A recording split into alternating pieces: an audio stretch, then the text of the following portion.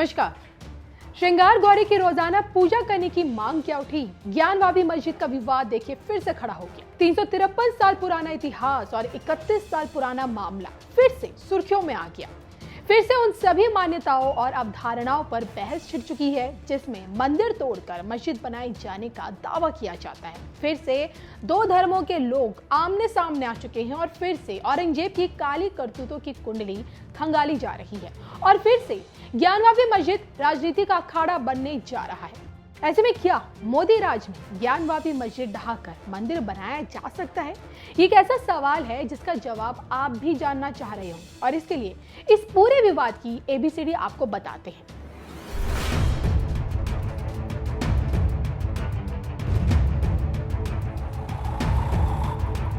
ज्ञानवापी मस्जिद का ताजा विवाद देखिए पिछले साल यानी कि 18 अगस्त 2021 को उस वक्त शुरू हुआ था जब वाराणसी की 5 महिलाएं श्रृंगार गौरी मंदिर में रोजाना पूजन दर्शन की मांग को लेकर कोर्ट पहुंची। और अब तक देखिए साल में सिर्फ 2 बार यहाँ पूजा होती थी, लेकिन अब ये महिलाएं चाहती थी कि श्रृंगार गौरी समेत अन्य देवी देवताओं की पूजा यहाँ रोजाना की जाए और इनके अपील पर सिविल जज ने परिसर में सर्वे और वीडियोग्राफी करने के आदेश दे दिए और देखिए 10 मई को इस पर रिपोर्ट मांगी। लेकिन 10 मई से पहले सर्वे और वीडियोग्राफी के नाम पर खूब हंगामा भी हुआ, बवाल भी मचा, तमाशा भी हुआ। सबसे पहले तो देखिए टीम को मस्जिद के अंदर वीडियोग्राफी करने से रोका गया। इसके खिलाफ खूब नारेबाजी हुई। जुम्मे की नमाज के नाम पर मस्जिद के बाहर एक विशेष धर्म के लोग उनकी एक जबरदस्त भीड़ देखने को मिली। मस्जिद के पक्षकारों ने इस वीडियोग्राफी को रोकने की भरपूर कोशिश की। देखिए दोनों पक्षों के वकीलों ने एक दूसरे पर जमकर कटाक्ष किए, आरोप प्रत्यारोप लगाए और सियासी ड्रामा भी इस दौरान खूब देखने को मिला। तो देखा जाए तो पहली बार वीडियोग्राफी के लिए टीम ज्ञानवापी मस्जिद पहुंची थी। हालांकि पहले दिन तो खूब बवाल हुआ। ये वीडियोग्राफी कितने हद तक सफल हो पाई है और आगे क्या होता है ये तो सुनवाई के दौरान ही पता चलेगा।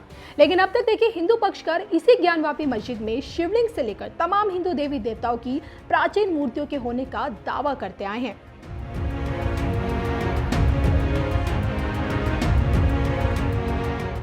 देखा जाए तो देखिए पहली बार ज्ञानवापी मस्जिद को लेकर कोर्ट का दरवाजा साल 1991 में खटखटाया गया था, जब ये दावा किया गया था कि यह काशी विश्वनाथ की जमीन है और इस पर छोटे छोटे मंदिरों को तोड़कर ही ज्ञानवापी मस्जिद बनाई गई। और तब से लेकर अब तक यानी कि पिछले 31 सालों तक ये मामला यूं ही कोर्ट में लटका हुआ है। और अब जब श्रृंगार गौरी की रोजाना पूजा करने की मांग उठी तो ये पुराना विवाद फिर से खड़ा हो गया है। ऐसे में क्या अयोध्या की तरह काशी में भी मस्जिद तोड़कर मंदिर बनाया जा सकता है? हालांकि तो देखिए अयोध्या के मामले में काशी का ये विवाद थोड़ा सा अलग है। अयोध्या में मस्जिद जैसा विवादित ढांचा था, मंदिर नहीं था और यहाँ मस्जिद और मंदिर दोनों हैं।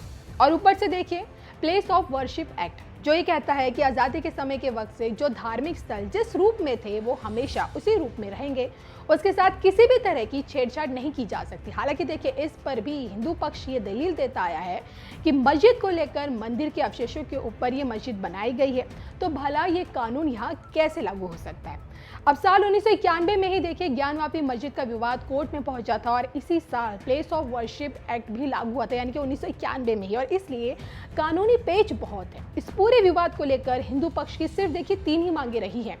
एक तो देखिए इस पूरे ज्ञानवापी परिसर को काशी मंदिर का हिस्सा घोषित किया जाए, दूसरा मस्जिद को ढहाने का आदेश जारी हो और तीसरा ये कि हिंदुओं को यहाँ मंदिर का दोबारा निर्माण करने की मंजूरी मिले, पुनर्निर्माण करने की मंजूरी मिले। और ऐसे में अगर कोर्ट में मस्जिद के पक्षकार इसमें कानूनी पेच फंसाने की कोशिश करते हैं तो क्या सूबे के मुख्यमंत्री या फिर यूं कहें कि देश के प्रधानमंत्री जो कि यहाँ से सांसद भी हैं वो संसद से कोई रास्ता निकाल सकते हैं? जब संसद से देखिए सरकार पुराने कानून खत्म कर सकती है, नए कानून पारित कर सकती है, जब कृषि कानून पारित करके भी उसे वापस ले सकती है, तो फिर क्या ज्ञानवापी मस्जिद का रास्ता संसद से नहीं निकाल सकती? अब आगे देखिए 2024 के चुनाव है। राम मंदिर के बहाने 2019 का चुनाव तो बीजेपी ने जीत लिया। ऐसे में 2024 की तैयारियां क्या काशी की इसी ज्ञानवापी मस्जिद से होगी? इसको लेकर आपकी क्या राय है? कमेंट करके जरूर बताएं।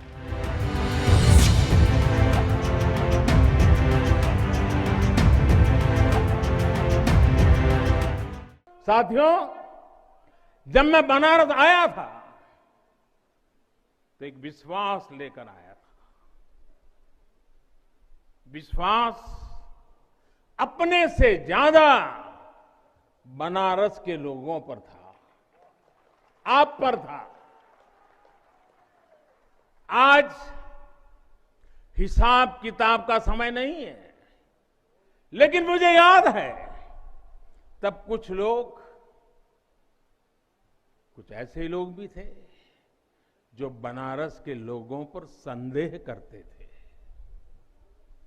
कैसे होगा, होगा ही नहीं, यहां तो ऐसे ही चलता है। ये मोदी जी जैसे बहुत आके गए। मुझे आश्चर्य होता था कि बनारस के लिए ऐसी धारणाएं बना ली गई थी, ऐसे तर्क दिए जाने लगे थे। ये जड़ता बनारस की नहीं थी, हो भी नहीं सकती थी। थोड़ी बहुत राजनीति थी, थोड़ा बहुत कुछ लोगों का निजी स्वार्थ, इसलिए बनारस पर आरोप लगाए जा रहे थे। लेकिन काशी तो काशी है, काशी तो अविनाशी है। काशी में एक ही सरकार है।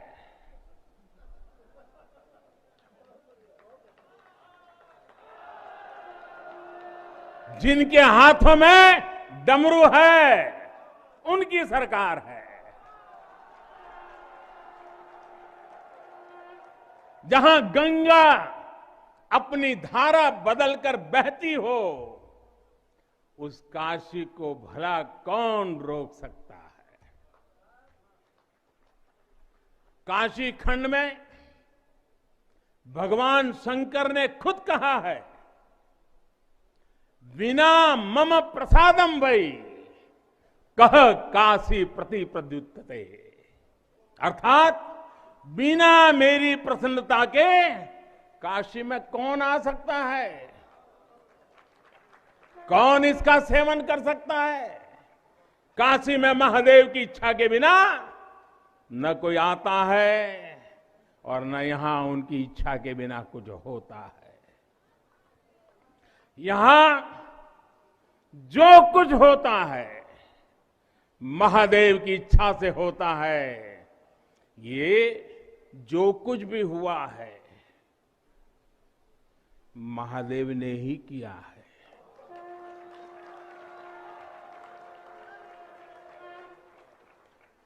ई विश्वनाथ धाम तो बाबा आपन आशीर्वाद से बनैले हुअन। उनकर इच्छा के बिना का कोई पत्ता हिल सकेला।